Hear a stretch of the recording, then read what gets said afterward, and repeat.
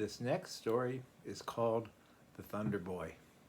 The Iroquois people, like their relatives, the Cherokee, consider that they have a special relationship with the thunder.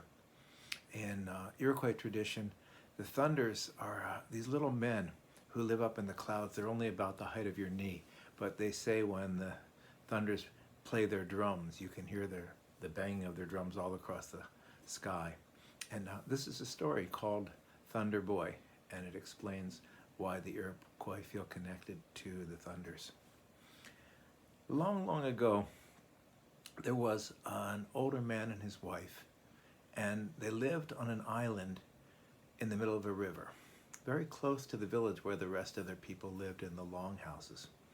They had a daughter who was just about the age to be married. And there was a reason they were living on this island. Because it was in the middle of the water like that, the soil was especially rich and moist for growing corn and other food. And so they had a little cabin there on the island, and there with their daughter, they grew all this good food. Now one day, the daughter was out in the cornfield with her hoe, hoeing the corn and making sure that the weeds had not gotten too high. The man and his wife were back at the cabin, and all of a sudden, the wind came on to blow, and maybe you felt this, where the wind suddenly comes on very, very cool on a warm summer day. And when it does, it blows fast, and then the leaves on the trees, particularly the maple leaves, they turn over so that they show that kind of silvery white on the underside. Well, when you see that, you know that a storm is coming, a big thunderstorm is coming. And these older people, they knew right away what that was, and they thought, our daughter is out in the cornfield. She should come in before the storm. And so they began to call, daughter, daughter, daughter, come home. Now, the daughter was a smart girl. And when she felt that cold wind and she saw the leaves on the trees begin to turn over, she knew there would be a storm. And so she put her hoe over her shoulder and she turned and was about to walk toward the cabin when a strange and mystical thing happened. All around her, there appeared a white fog. And suddenly she felt very, very sleepy. She slipped to the ground in a deep sleep. And when she woke again, she was in a place she had never been before. Sitting beside her was a little man, no higher than your knee. And across from where she sat was a whole row of such men. And they looked like chiefs, they looked like leaders, and they had stern looks on their faces. And they were speaking to that little man next to her, and they said, "Why have you brought this earth woman here? She cannot live in the clouds like us thunders. She cannot eat the food that we eat, the insects and the slugs and the worms. She needs human food. She needs corn and deer meat. She needs squash. She cannot eat as we do. She cannot live here." The little man explained. He said, "I've been watching this woman for many days, and I have fallen in love with her, and I want her to be my wife. Every day I will go to the earth, and I will find the foods that humans like, and I will bring them to her. But I must be allowed to have her here with me because I love her so much." And so the elders and the chiefs of the thunders agreed that he might do this. And so this woman from the earth came to live with this little man in the sky. And, even though they were different, he was kind to her. He treated her well, and she came to love him. And after a while, they had a child. They had a son. Now, this boy looked in every way like the people of the earth. He wasn't small like his father's people. He was a regular-sized human baby. And in all ways, he looked like any other child, except that his eyes had little kind of sparks in the color around the pupil of his eye. There were these little white and yellow sparks that would flash sometimes. And his eyebrows were almost a kind of a zigzag shape, almost like the shape of a lightning bolt. But in all other ways, he looked like a child from Earth.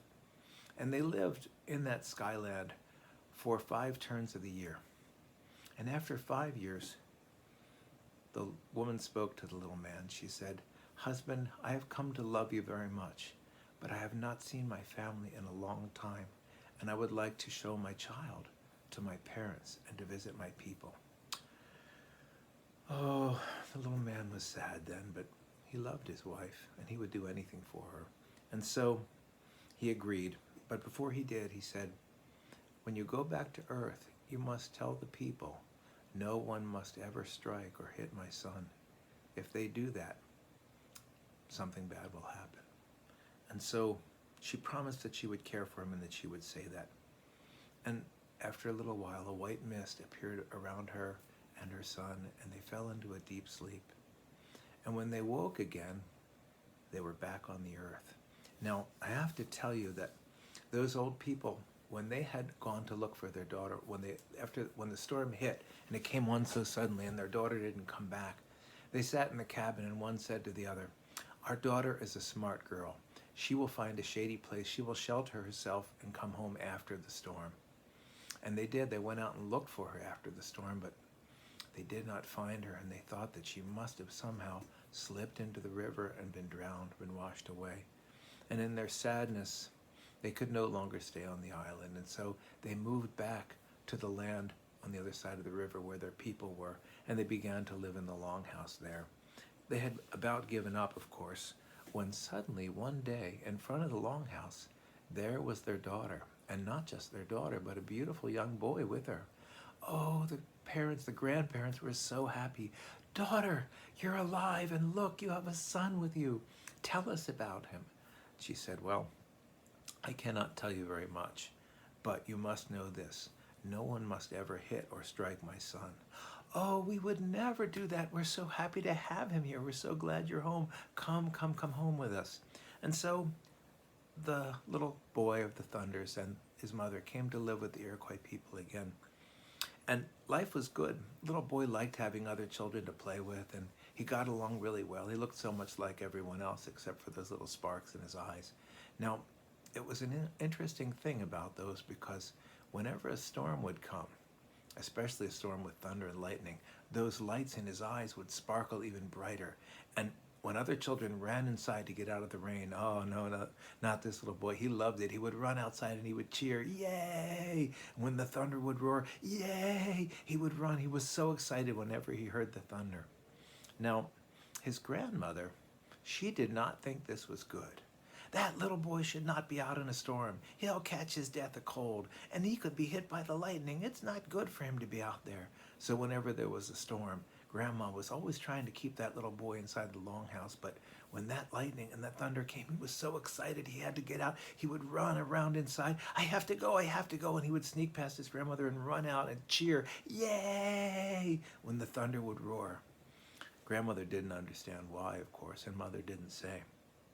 One day, a big storm blew up, and as soon as Grandmother heard that thunder starting to roll in the distance, she put herself in front of the door of the longhouse. She said, "You're going to stay in here and you're going to listen to me. You're not going to go out there." "Oh, but Granny, I gotta go. And he was real excited, and then he heard that thunder and he got even more excited, and the little sparks in his eyes began to flash. But Grandmother stood firm. "You're going to stay inside here and be safe. You're going to listen to me." Well, the little boy was so excited that every time the thunder would roll, he would start to run around, and running around in the longhouse, he started to crash into things. Grandmother said, "You stop that right now. You hold still." But the thunder roared again, and the little boy couldn't help himself. He ran, and when he did, this time he crashed into a shelf, and there was a clay pot that Grandmother used for cooking. And that pot fell, and it cracked on the ground. And Grandmother was so flustered, so upset, that without thinking, she took a little willow switch. It wasn't a big stick, just a little switch, and she struck that young boy across the thigh. "You're going to listen to me." And she hit him with that switch across the thigh. And when she did that, there was a flash of lightning inside the longhouse and a puff of smoke. And when the smoke was gone, so was her grandson. Now, the mother had been in the other compartment, and when she heard that thunder and that lightning, she knew that something had happened.